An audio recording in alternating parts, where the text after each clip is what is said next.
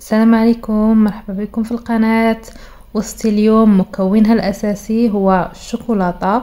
شكون فينا ما كيحبش الشوكولاتة أو ما كيعشقش الشوكولاتة، سواء كبار أو صغار. وصفتي اليوم نحضر معكم مافن الشوكولاتة بطريقة جدا سهلة ومكونات مضبوطة، طريقة ناجحة. كونوا معايا باش تعرفوا على مكونات الوصفة وطريقة التحضير، ونبداو بسم الله على بركة الله.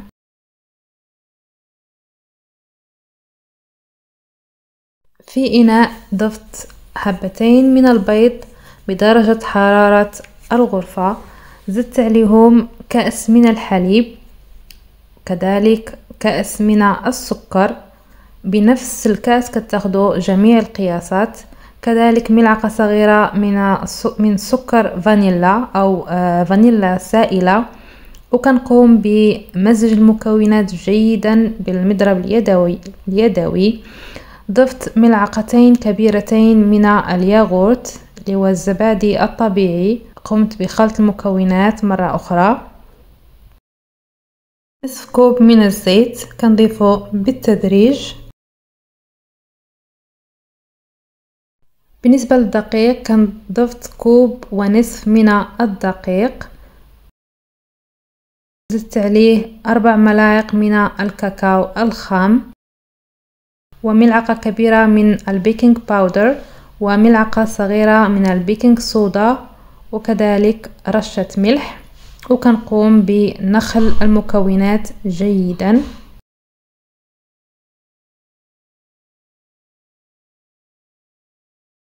كنحرك مرة أخرى وكنستمر بالتحريك حتى كنحصل على خليط متجانس كيف ما هو موضح في الفيديو.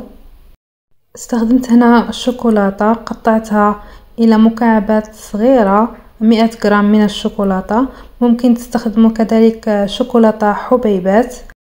وهنا شاركت معكم طريقة الأكواب الورقية. خديت ورق الزبدة أو ورق الطبخ، قطعته على هذا الشكل كما كتشوفوا في الفيديو، ومن بعد قطعته إلى نصفين متساويا الحجم.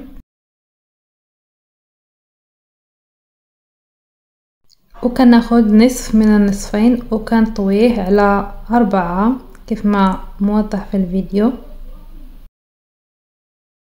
كناخد المقص وكنقوم بتقطيع او عمل فتحات في الاطراف 4 جهات تقريبا، كل جهة او كل فتحة فيها 1 سنتيم. وكناخد الكأس وكنوضع فوق منه الورقة بهذا الشكل اللي في الفيديو، وكنقوم بالضغط تقريبا ل3 ثواني الى ثانيتين. وبهذه الطريقة كتحصلوا على الاكواب الورقية تستعملوها للمافن ولا الكاب كيكس. ومن بعد كناخد الخليط اللي حضرت من قبل وكنقوم بسكبه في الاكواب الورقية. كناخد حبيبات شوكولاتة وكنقوم بتوزيعها على الوجه، اضافة اختيارية ممكن تستغنوا عليها. بالنسبة للفرن كنكونوا مشغلينه من قبل على درجة حرارة 180، وكنقوموا بخبز المافن لمدة ربع ساعة. بالنسبة للفرن كيكون مشغل من فوق والتحت في نفس الوقت. وهذا شكلهم من بعد ما خرجتهم من الفرن، كيجيو رائعين. وكذلك صدقوني كونوا اكيدين غادي يحبوهم اولادكم. بالنسبة للطريقة سهلة جدا، ما كياخدوش وقت كتير.